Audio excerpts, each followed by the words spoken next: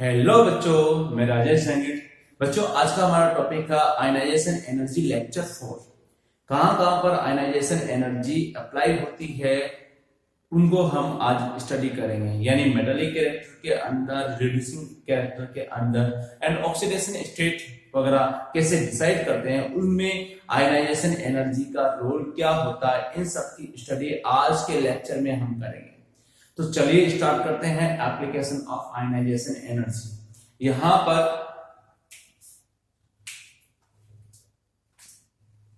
Application of ionization energy ये वाला topic हमारा है।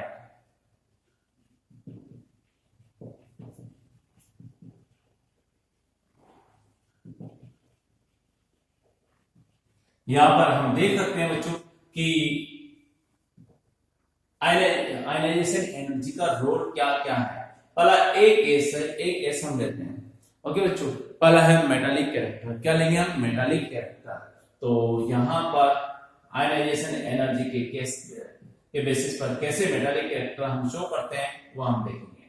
तो मेटालिक कैरेक्टर आप लोगों ने देखा होगा कि लेफ्ट हैंड साइड के अंदर जो एलिमेंट प्रेजेंट होते हैं उनका आयनाइजेशन एनर्जी कम होते हैं, एंड ये सारे के सारे जो एलिमेंट है वो मेटालिक कैरेक्टर शो करते हैं हाइड्रोजन को छोड़ करके।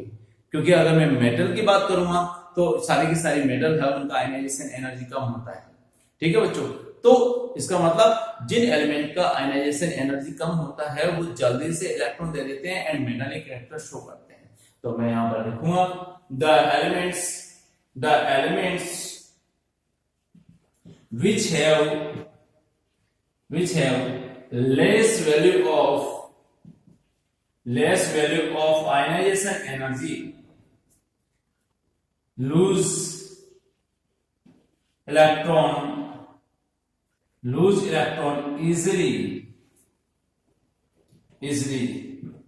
thus show metallic characters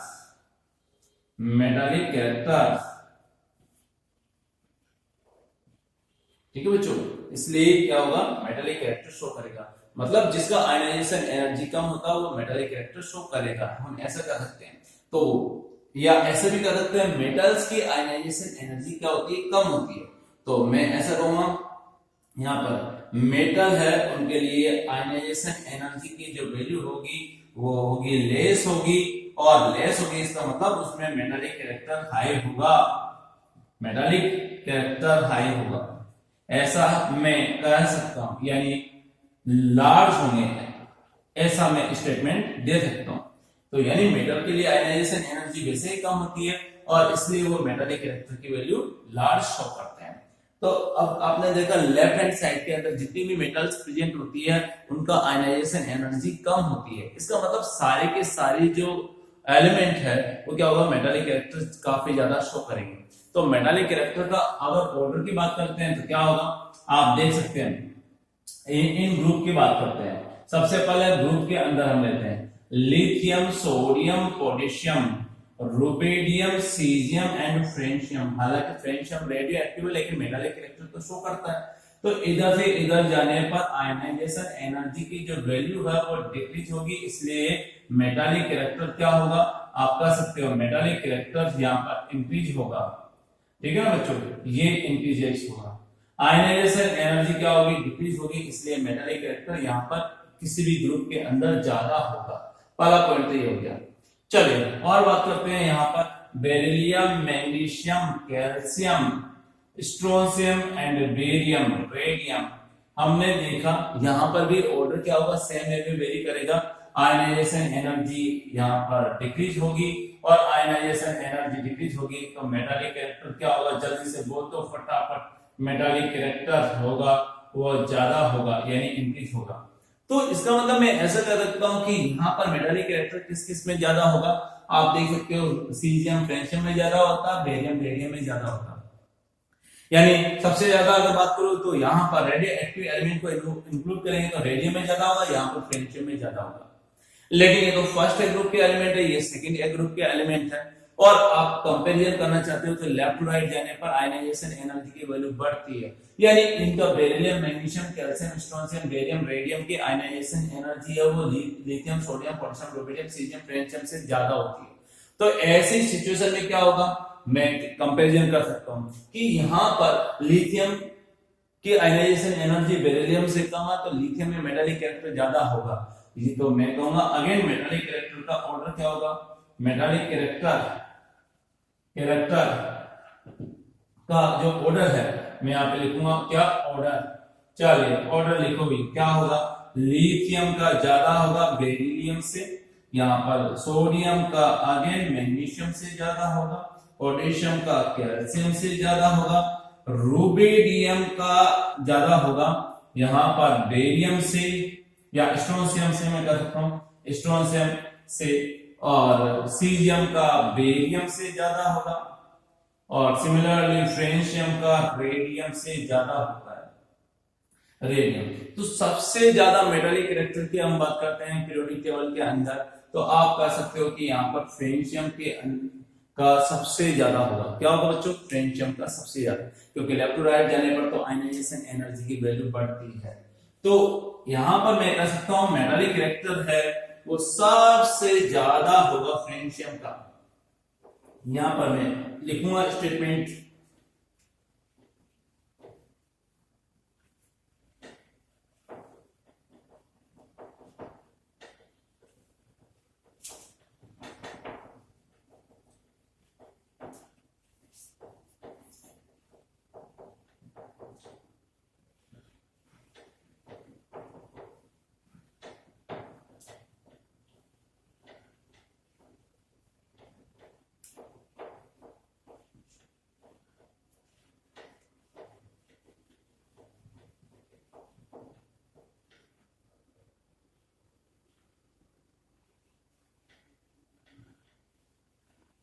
तो यहां देखिए बच्चों ऑर्डर हम लिखेंगे, क्या ऑर्डर होगा देख सकते हैं।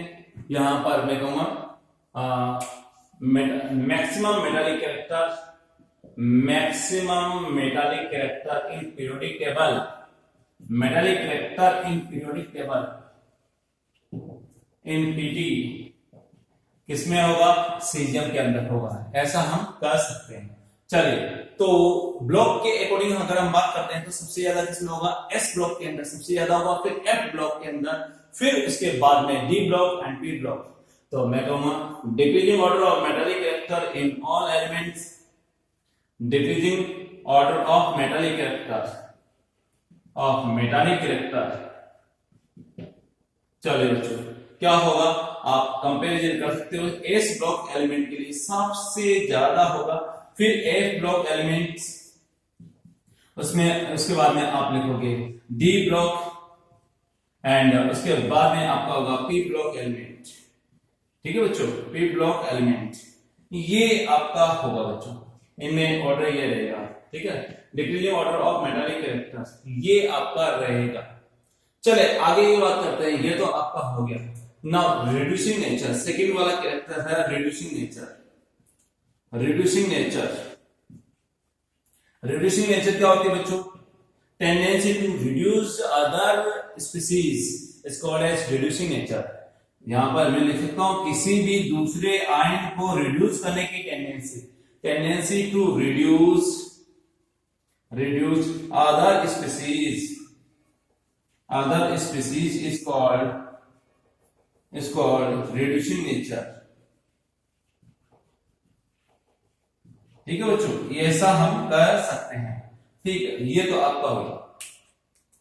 नाउ किस किस के ऊपर डिपेंड करती है, यस गैसेस स्टेट के अंदर आयनाइजेशन एनर्जी के ऊपर डिपेंड करती है। जो जितनी जल्दी से इलेक्ट्रॉन दे देगा उसके रिड्यूसिंग नेचर ज्यादा होगी।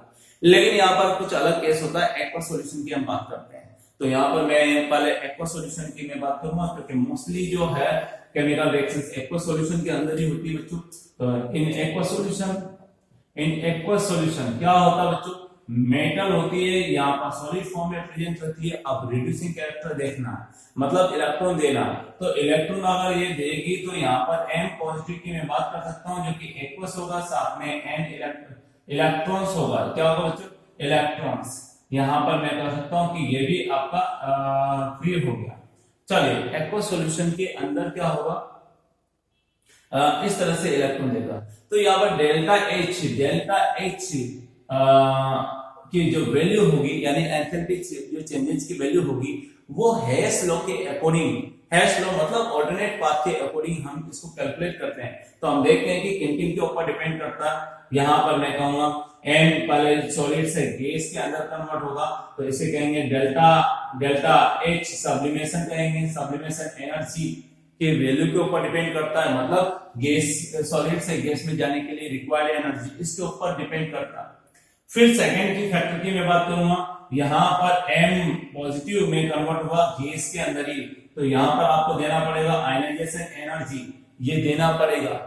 और नेक्स्ट वाले केस में पानी के साथ में इसमें रिएक्ट करेगा, तो यहाँ पर मैं कह सकता हूँ यहाँ पर डेल्टा एच है, वो क्या होगा बच्चों, हाइड्रेशन एनर्जी के ऊपर डिपेंड करेगा।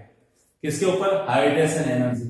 यहाँ पर जब गैस है वाटर के साथ में, गैसेस आयन वाटर के साथ में इंटरेक्ट होता है, तो यहाँ पर एम एक्वस आयन बनाता है, और जो एम एक्वस आयन है इसके बनने में जितनी एनर्जी रिलीज होगी उसे हाइड्रेशन एनर्जी कहेंगे। तो यहाँ पे ये एनर्जी रिलीज होगी, जबकि ये दोनों एनर्जी क्या होगी, एब्जॉर्ब होगी। तो मैं यहाँ पर लिख सकता हूँ जिन आयन के लिए delta H hydration and ionization energy की वैल्यू कम होगी, उनके लिए यहाँ पर रिड्यूसिंग कैरेक्टर ज्यादा होगा, क्योंकि यहाँ पर मैं कह सकता हूँ डेल्टा एच यहाँ पर रिएक्शन में कहूंगा तो ज्यादा अच्छा है, क्योंकि केमिकल रिएक्शन हो रही है, ऑक्सीडेशन रिएक्शन हो रही है। तो delta H reaction is equal to क्या होगा, delta H sublimation plus ionization energy plus मैं कहूंगा डेल्टा एच हाइड्रेशन की मैं बात कर रहा हूं। यस, इन तीनों के सम के इक्वल होता है, तो मैं लिखूंगा द, अब देखो ionization energy and sublimation energy जिस एलिमेंट के लिए कम होती है उसके लिए रिड्यूसिंग कैरेक्टर ज्यादा होगा। तो मैं लिखूंगा the metal for which ionization energy and delta H sublimation is less and delta H hydration is more, so more reducing character,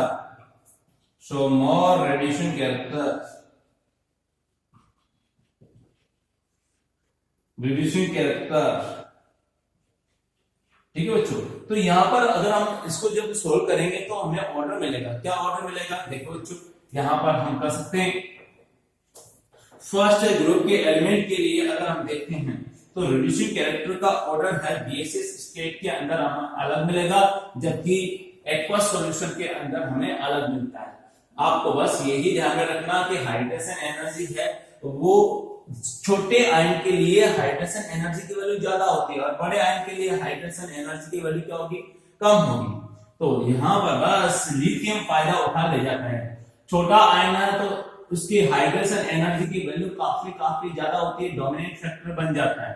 किसके लिए, लिथियम के लिए, क्योंकि लिथियम जैसे ही आयन बनाएगा वो छोटा आयन है। और ऐसी सिचुएशन में क्या होगा बच्चों, आप देख सकते हैं कि जल्दी से ज्यादा एनर्जी रिलीज करेगा, और इसलिए उसकी रिड्यूसिंग कैरेक्टर ज्यादा हो जाते हैं। किसके अंदर, एक्वस सॉल्यूशन के अंदर। छोटा आयन जल्दी से हाइड्रेट होता है, तो मैं लिखूंगा इन एक्वस सॉल्यूशन जलीय विलयन में रिड्यूसिंग कैरेक्टर क्या होगा बच्चों, रिड्यूसिंग कैरेक्टर किसमें, एक्वस सॉल्यूशन की बात करूंगा। यहां पर सबसे ज्यादा होंगे लिथियम का होगा, लिथियम बहुत ही ज्यादा रिड्यूसिंग कैरेक्टर शो करता है यहां पर। फिर उसके बाद में आपका होगा सीजियम, फिर रुबिडियम, फिर आपका पोटेशियम, फिर आपका हो जाएगा सोडियम। यानी लिथियम का सबसे ज्यादा हो जाता है, ये जल्दी से इलेक्ट्रॉन रिलीज करने की टेंडेंसी रखता है। ठीक है, इन गैसियस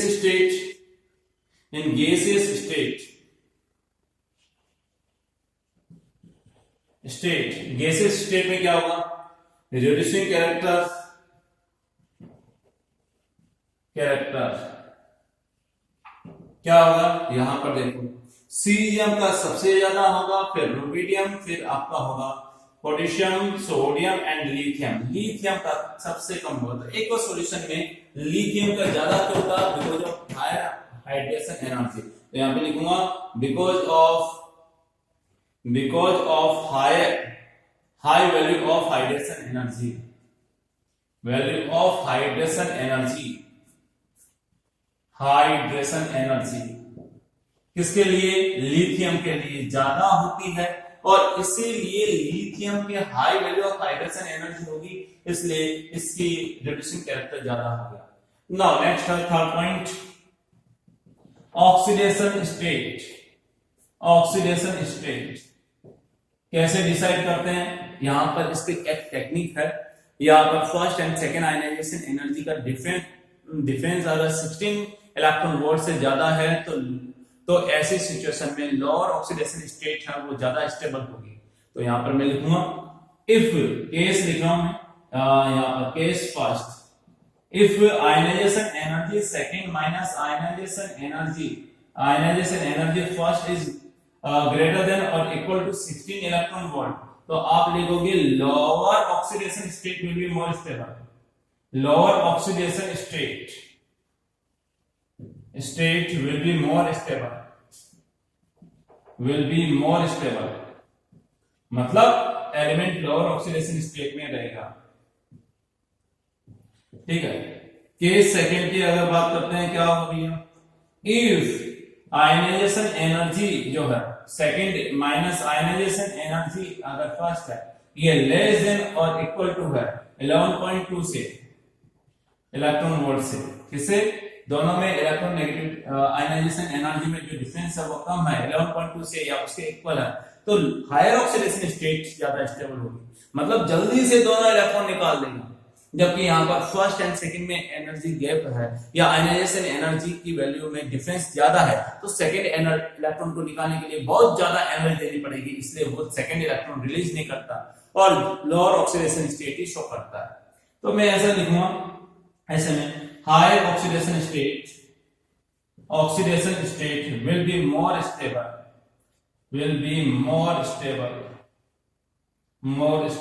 ये वैल्यू होगी भाई। ठीक है, ऐसा होगा।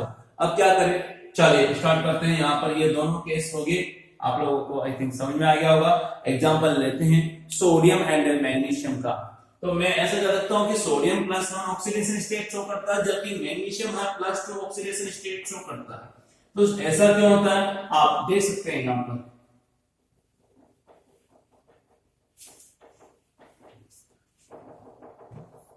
आप देखेंगे यहां पर लिखते हैं sodium shows +1 valency but not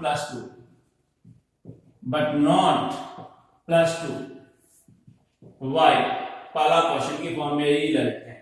answer क्या होगा, जब सोडियम की फर्स्ट एंड सेकंड यानी एक इलेक्ट्रॉन को निकालने के लिए और 2 इलेक्ट्रॉन निकालने के लिए जो आयनाइजेशन एनर्जी देखी, तो ionization energy second and ionization energy first में जो डिफरेंस आता है वो लगभग आता है 40 इलेक्ट्रॉन वोल्ट का आता है, जिसकी वैल्यू काफी ज्यादा लार्ज है, very large value, very large.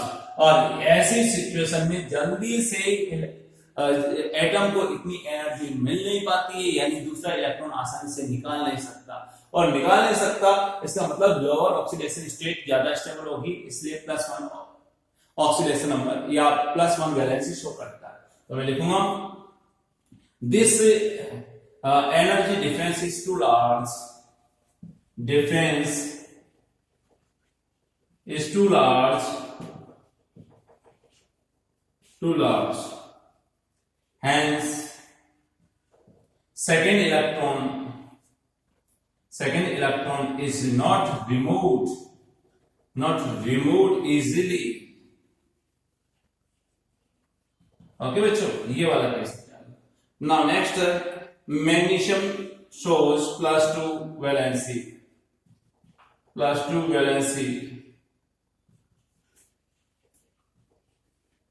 Y. ठीक है, तो यहां पर इसका सॉल्यूशन है। सॉल्यूशन क्या होगा बच्चों, आप देख सकते हैं यहां पर ionization energy second and ionization energy first में जो डिफरेंस होता है वो होता है अप्रोक्सीमेट 7 इलेक्ट्रॉन वोल्ट। और ये एनर्जी इजीली मिल जाती है, इसलिए पहले इलेक्ट्रॉन के साथ साथ में दूसरा इलेक्ट्रॉन भी निकल जाता है। इसलिए क्या होगा, यहाँ पर हायर ऑक्सीडेशन स्टेट यानी +2 शो करता है। तो मैं कहूंगा this energy difference is low and easily available